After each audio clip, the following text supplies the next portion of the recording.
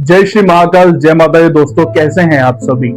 स्वागत है आप सभी का आज की एक नई वीडियो के साथ। आज हम लोग जीवन के उस सत्य के बारे में बात करेंगे, उस पर ब्रह्म के बारे में बात करेंगे जिसे सब लोग जानते तो हैं, सब लोग देखते तो हैं, सब लोग सुनते भी हैं।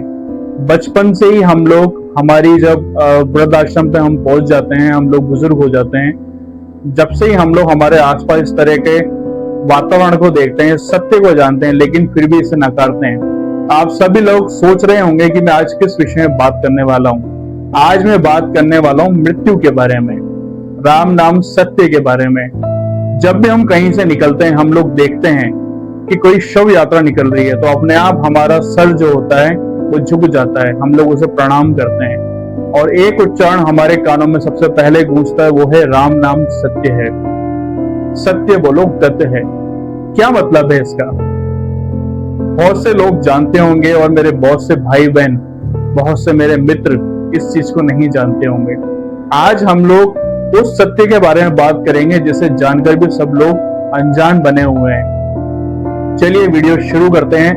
वीडियो शुरू करने से पहले मैं आप सभी से कहना चाहूंगा, वीडियो में अंत तक बने रहें, क्योंकि आज की ये वीडियो हमारे सबके जीवन के लिए एक वो परम ब्रह्म ज्ञान है जिसे अगर हम लोग हमारे जीवन में उतार लें तो पूरे समाज में से, हमारे जीवन में से पाप जिससे भी हम लोग ईर्ष्या करते हैं, ये सब खत्म सा हो जाए। चलिए वीडियो शुरू करते हैं। राम नाम सत्य है, जैसा कि मतलब समझ में आ रहा है, तो यहाँ राम से मतलब ये नहीं है कि दशरथ पुत्र हम लोग भगवान श्री राम की बात कर रहे हैं, या फिर हम भगवान विष्णु के जो अवतार हैं श्री राम की बात कर रहे हैं।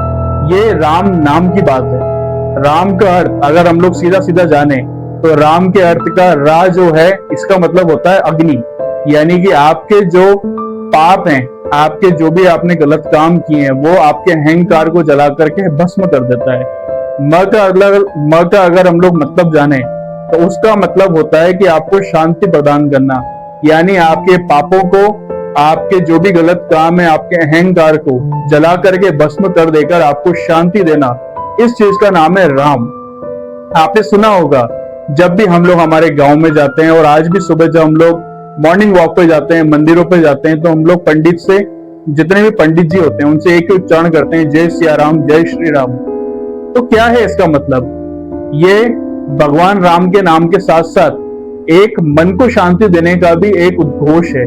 इससे मन को, आत्मा को शांति मिलती है। तो राम नाम सत्य है, इसका मतलब है कि इस पूरे ब्रह्मांड में, इस पूरी दुनिया में अगर कुछ सच है तो वो केवल राम नाम है। आप जिस भी चीज के पीछे भाग रहे हो, आप किसी का बुरा कर रहे हो, अपने भाई को आप धोखा दे रहे हो, अपने पड़ोसी को गाली दे रहे हो, किसी की बहन बेटी के साथ गलत काम कर रहे हो, चोरी कर रहे हो, डकैती कर रहे हो, जितने भी गलत काम हो सकते हैं इस दुनिया में सब आप कर रहे हो, 2 नंबर से आप पैसा बना रहे हो, तो ये सब क्या है? क्या ये आपके साथ जाएगा? जी नहीं। आप खाली हाथ आए थे, खाली हाथ जाओगे। फिर इन सब चीजों के पीछे इतना भागना क्यों? क्यों हम लोग किसी का बुरा करके हमें अपने आप को बढ़ाना होता है आगे? क्या है ये रीत समाज की?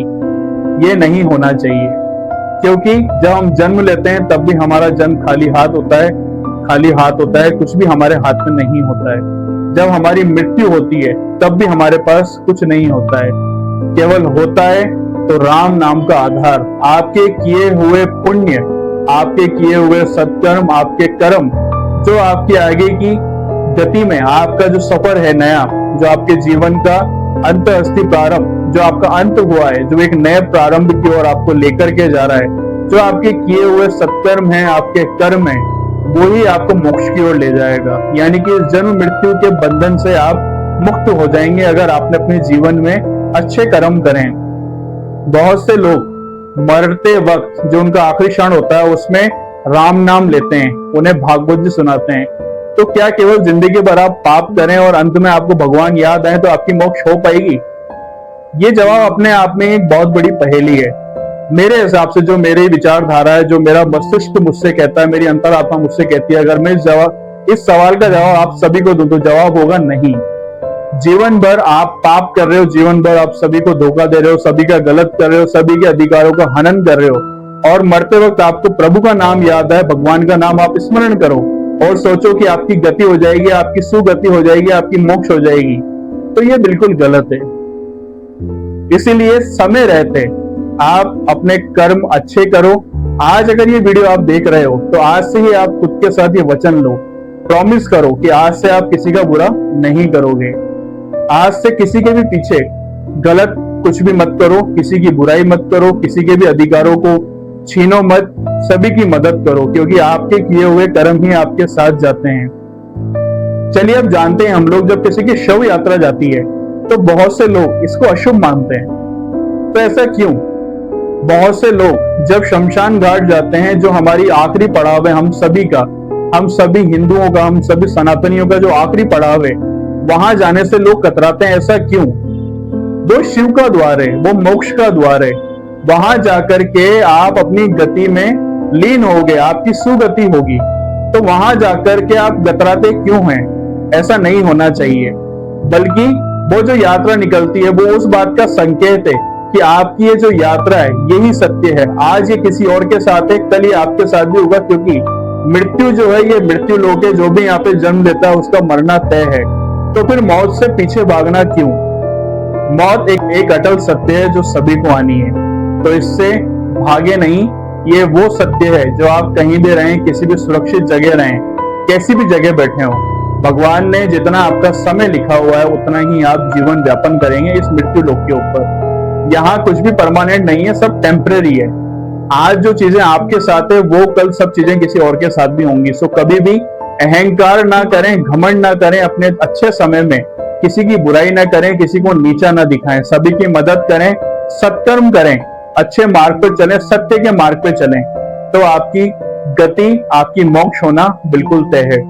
अब हम उस रहस्य को जानेंगे। जब भी किसी की शव यात्रा होती है, हमने 4 कंधे देखे हैं कि 4 लोग होते हैं, वो अपने 4 कंधे देते हैं उस शव यात्रा को, जो उनकी अर्थी होती है उस इंसान की। उसके पीछे क्या रहस्य है ये हमें समझाते हैं 4 कंधों से अर्थ यहाँ पे 4 वेद से है। ऋग्वेद, सामवेद, अर्थवेद, यजुर्वेद। हमारे हिंदू धर्म में 4 तरह के वेद होते हैं। तो ये बताते हैं हमें कि आपको अगर ज्ञान लेना है तो आप इन वेदों का अध्ययन करें। इसके अलावा जीवन के 4 पड़ाव होते हैं, जो पड़ाव हैं ब्रह्मचर्य, गृहस्थ, गृहस्थ के अलावा आपका वानप्रस्थ, वानप्रस्थ के बाद सन्यास। ये जीवन के वो 4 पड़ाव हैं जो प्रत्येक मनुष्य के जीवन में आते हैं। इसके साथ हम लोग आगे बढ़े तो 4 तरह के पुरुषार्थ हैं जो हमारे शास्त्रों में वर्णित हैं। धर्म, अर्थ, काम, मोक्ष। जो भी इंसान इन सब ज्ञान को ले लेता है, इन सभी चीजों को समझ जाता है, वो अपनी यात्रा के लिए सुयोग्य माना जाता है। तो अपने जीवन में जो आपका बहुमूल्य समय है इसको व्यर्थ ना करें। भगवान ने आपको जिंदगी दी है, उसे अच्छे कामों में यूज करें, समाज कल्याण में उसको लगाएं। जो लोग भी आपको आपके आसपास दिखते हैं, जिनकी मदद आप कर सकते हैं, उनकी सेवा कर सकते हैं, उनकी सेवा करें। अपना जीवन अच्छे कामों में लगाएं, किसी की बुराई करने में, किसी का बुरा करने में इस जीवन को बर्बाद ना करें, क्योंकि ये जीवन जो है वो बड़ा अनमोल है। आज के टाइम में मैं देखता हूँ लोग बाग सुसाइड कर लेते हैं, अपना जीवन खत्म कर लेते हैं। ऐसा नहीं होना चाहिए। एक जीवन जो आपको इतना बहुमूल्य मिला है, इतना प्रीशियस लाइफ है आपकी, उसको खत्म क्यों करना है? उसका जो यूज है आप उसका यूज करें समाज कल्याण के लिए, अपनों को आगे बढ़ाने के लिए, भगवान की भक्ति करने के लिए, भगवान का नाम आगे सब लोगों तक पहुंचाने के लिए। तो आज से ही अपने जीवन में अगर ये वीडियो आप देख रहे हैं तो मैं चाहूंगा आप सबसे मैं विनम्र निवेदन करूंगा कि इस वीडियो को देख करके आप स्किप ना करें, इसको आप अपने जीवन में उतारें और आज से ही आप प्रण करें कि आप अपने जीवन में आप कभी किसी का बुरा नहीं करेंगे, अच्छे मार्ग पर चलेंगे, सभी का कल्याण करेंगे और जितना हो सकता है अपने बड़ों का सम्मान, उनकी सेवा करेंगे और सभी के प्रति दया भाव रखेंगे, किसी का गलत नहीं करेंगे। अगर आपको वीडियो पसंद आई हो तो प्लीज इसे लाइक करें, शेयर करें अपने ज्यादा दोस्तों के साथ, चैनल को सब्सक्राइब करें, बेल आइकन प्रेस करें और इस जीवन के सत्य को अपने अंदर जरूर उतारें। मिलते हैं अगली वीडियो में, तब तक के लिए जय श्री महाकाल, जय माता दी, जय हिंद, जय भारत।